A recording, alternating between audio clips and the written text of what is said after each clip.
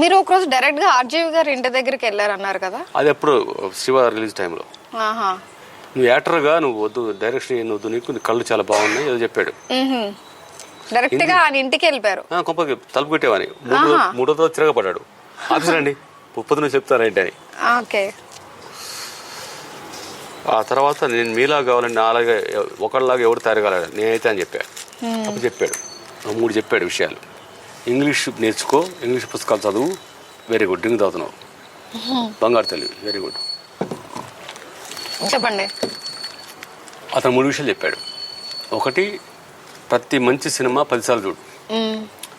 Number 2, ప్రపంచంలో English books బాగా చదువు, నాలెడ్జ్ మొత్తం ఇంగ్లీష్లోనే ఉంది, అవును, అది చదువు. 3వది, సొసైటీకి వెళ్ళిపో. అది కళ్ళు కంపౌండ్ కావచ్చు, బార్ షాప్ కావచ్చు, టీ షాప్ కావచ్చు, ఇంకా మనుషుల్ని స్టడీ చేయి, అప్పుడు ఒరిజినాలిటీ వస్తుంది అని చెప్పాడు. నేను 2 పాటించా, ఇంగ్లీష్ పాటించలేకపోయా. ఇంగ్లీష్ నాకు అర్థం అవుతుంది, but can speak in fluent language. But మీరు చాలా నెంబర్ ఆఫ్ మూవీస్ చూసారు, హాలీవుడ్, టాలీవుడ్, బాలీవుడ్, మొత్తం western films, Japanese films, Chinese films, మొత్తం అన్ని చూసారు.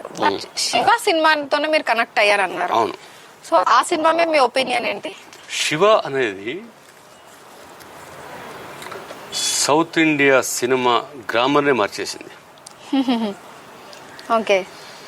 ఆ సినిమా రిలీజ్ అయిన టైంలో అది ఎంత పెద్ద హిట్ అంటే, ఇప్పుడు బాహుబలి, పుష్ప ఇవి ఉన్నాయి కదా, ఆ సినిమా హిట్ ముందు ఇవన్నీ నథింగ్. ఓకే. ఇప్పుడు అదే శివ సినిమా ఈ జనరేషన్ లో రిలీజ్ అయితే ఎలా ఉంటది? 2000 కోట్ల పైన కలెక్ట్ చేసేది. ఓకే. మళ్ళీ అలాంటి సినిమా మన ఆర్జీవి గారు ఏమైనా తీద్దాం అనుకుంటున్నారా ఇప్పుడు, ఈ జనరేషన్ కి మ్యాచ్ అయినట్టు? ఇప్పుడు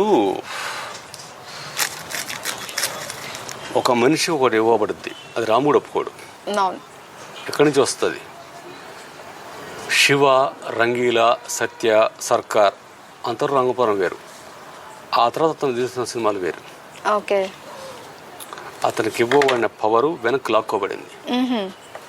ఇప్పుడు రాము చేసే సినిమాలు ఏమున్నాయి, ఏదో పిచ్చి సినిమాలు తీస్తున్నాడు, అది ఇది ఏదో అంటున్నారు. ఓకే, జనం చెప్పేది కరెక్టే, సేమ్ టైం రాము కరెక్టే. ఎందుకంటే ఒక్కొక్క మనిషికి ఒక పీరియడ్ ఉంటుంది. అవును. ఆ టైం ఉన్నప్పుడు, ఆ పీరియడ్ ఉన్నప్పుడు ఆ మనిషి ఏం చేసినా చెడిపోద్ది. అవును. మట్టిని పట్టుకుని బంగారం అంటే బంగారం అవుద్ది. ఎగ్జాక్ట్లీ. టైం బాగాలేనప్పుడు నువ్వు బంగారం పట్టుకుని, బంగారం అంటే పెచ్చన కూడా మట్టి అంటారు. అవును. That's the power of time. కాలమహిమది. రామ్ గోపాల్ వర్మ ఇప్పుడు ఏమంటారంటే, అది పిచ్చోడు అయిపోయాడు, ఇంకేదో అయిపోయాడు, ఇంకేదో వాగుతున్నాడు, జగన్ కు సపోర్ట్ చేస్తున్నాడు, సినిమాలు తీస్తున్నాడు, ఇంకేదో జనాల మధ్య టాక్ ఉంది కదా. అవును. కానీ జనానికి తెలియదు ఏంటంటే, రామ్ గోపాల్ వర్మ అప్పుడు మేధావి, ఇప్పుడు మేధావి. ఓకే. అతను ఏం చేస్తాడు, జనాల ఉద్దేశంలో ఎందుకు ఆయన అలా క్రియేట్ అయ్యారు? ఆర్జీవి గారు, మన రామ్ గోపాల్ వర్మ గారు. రామ్ గోపాల్ తిడుతూ మళ్ళీ సినిమాలు చూస్తారుగా. ఓకే, చూస్తారు కదా. అవును. పిచ్చోడు, మూర్ఖుడు, అసలు నోటికి వచ్చినట్టు, అండ్ మీమ్స్ అసలు హద్దంటూ లేకుండా తయారయ్యారు జనాలు అసలు. అవును. మళ్ళీ సినిమా మళ్ళీ ఏదైనా తీసే ఉద్దేశం ఉందా, తీస్తున్నారా ఏంటి, ఆల్రెడీ నడుస్తుందా? మన ఆర్జీవి గారు ఒక ఐపీఎస్ ఆఫీసర్ ఇంటర్వ్యూ చేశారు, ఐపీఎస్ ఆఫీసర్ అయ్యాడు. మీరు ఐపీఎస్ ఆఫీసర్ అవడానికి కారణం ఏంటంటే రామ్ గోపాల్ వర్మ అన్నాడు. రామ్ గోపాల్ వర్మ రాముయిజం అన్నాడు.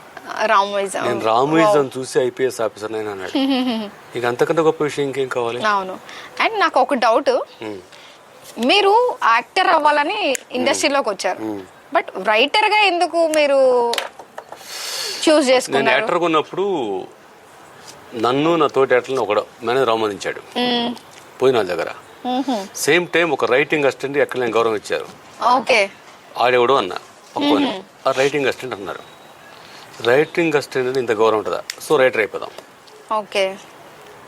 నా అదృష్టం బాగుండి చిన్నప్పటి నుంచి పుస్తకాలు చదవటం వల్ల నాకు సాహిత్యం మీద బాగా కమెంట్ ఉంది. 10th క్లాస్కి నేను భారతం, భాగవతం, రామాయణం మొత్తం చదివేశా.